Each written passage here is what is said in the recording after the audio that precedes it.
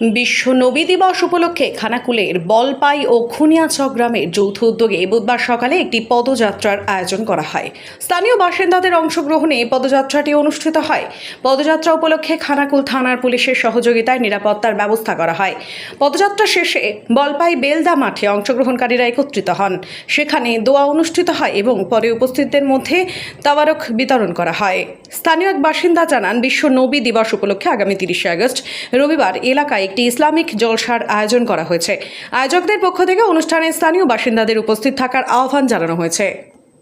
বিশ্বনবী সাল্লাল্লাহু আলাইহি সাল্লামের জন্মদিন উপলক্ষে আজকের এই জুলুস, এর মূল কারণটা কি? আসসালামু আলাইকুম। এর কারণ হলো বিশ্বনবী জনাবে মোহাম্মদ রাসূলুল্লাহ সাল্লাল্লাহু আলাইহি সাল্লাম আজকের দিনে 12 রবিউল আউয়াল বারটা বুধবারই পড়েছে। এই দিনে বিশ্বনবী জনাবে মোহাম্মদ রাসূলুল্লাহ সাল্লাল্লাহু আলাইহি সাল্লাম আল্লাহ পাক রব্বুল আলামিন এই দুনিয়া জমিনে আগমন করেছিলেন, কিন্তু দিন আল্লাহর কাছে আরজি করেছিল, আল্লাহ বিশ্বনবীকে দিনের বেলা আগমন করা হোক। রাত আল্লাহর কাছে আরজি করেছিল যে আল্লাহ বিশ্বনবী জনাবে মোহাম্মদ রাসূলুল্লাহ সাল্লাল্লাহু আলাইহি সাল্লামকে রাত্রেবেলা আগমন করা হোক।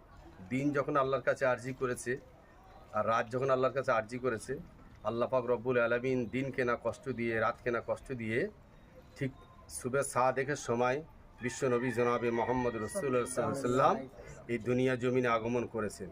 বিশ্বনবী জনাবে মোহাম্মদ রাসূলুল্লাহ সাল্লাল্লাহু আলাইহি সাল্লামকে যদি বা আমার আল্লাহ পাক এই দুনিয়া জমিনে না তৈরি করতেন, না আনতেন, না দুনিয়া জমিনে আগমন না করাতেন, তাহলে আসমান জমিন কুল কায়নাত জান্নাত জাহান্নাম পুলুসিরাত এসব কিছু আমার আল্লাহ পাক তৈরি করতেন না।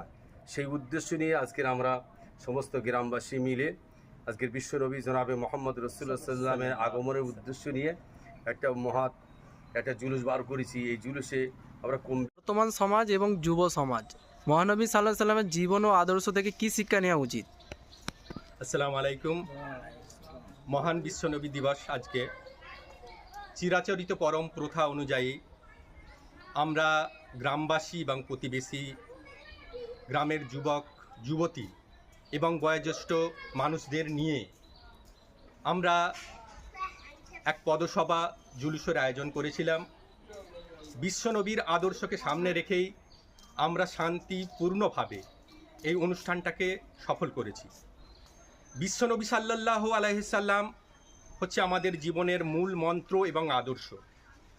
তিনি হচ্ছে যুব সমাজের হার্ট।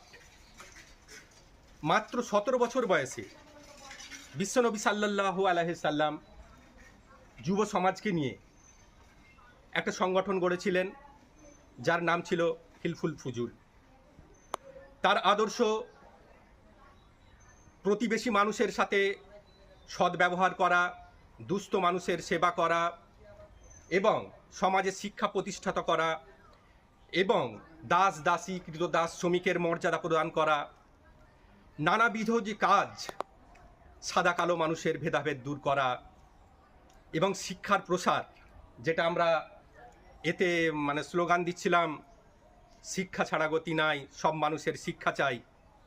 এটা হচ্ছে বিশ্বনবী সাল্লাল্লাহু আলাইহি সাল্লামের মহান বাণীর মধ্যে পড়ে। মাত্র 17 বছর বয়সে তিনি যে নেতৃত্ব দিয়েছিলেন সেটা যুব সমাজকে আজকে আচম্বিত করে এবং তার আদর্শকে আমাদের মধ্যে প্রতিফলিত করে। সেই আদর্শ এবং আরেকটা কথা বলে থাকি, 17 বছর বয়স থেকে তিনি 40 বছর পর্যন্ত যে যুব সমাজের প্রতি প্রভাব ফেলেছেন এবং 40 থেকে 63 বছর পর্যন্ত এই 23 বছর, সামনে 23 বছর এবং পিছনে 23 বছর, এই যে তার নেতৃত্ব শুধু যুব সমাজ নয়, সারা বিশ্ব আলোড়িত তোলপাড়িত হয়েছে এবং তার আদর্শ আমরা বুকে নিয়ে আজকে ইসলামের জয়গান গাইছি এবং সাম্যের গান গাইছি এবং সেই অনুষ্ঠানটাকে সফল করার জন্য, নবীজিকে স্মরণ করার জন্য আমরা যে বিপুলভাবে জনমানুষের সাড়া পেয়েছি। আমি লক্ষ সালাম জানাই নবী তোমার কদমে, শান্তি সুধা আছে নবী তোমার কদমে।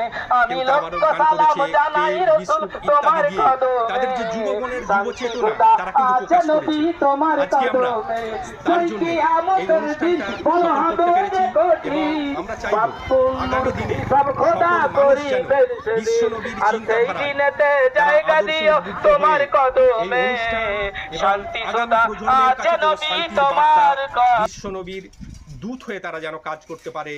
পরিশেষে একটাই কথা বলবো, জগৎ গুরু তব গাহি জয় গান, সৃষ্টির শুরু ভব আছো সুমহান, চরম প্রশংসিত মধুমাখা নাম, তোমার দিদার মম চাহে মনপ্রাণ, চাহে মনপ্রাণ।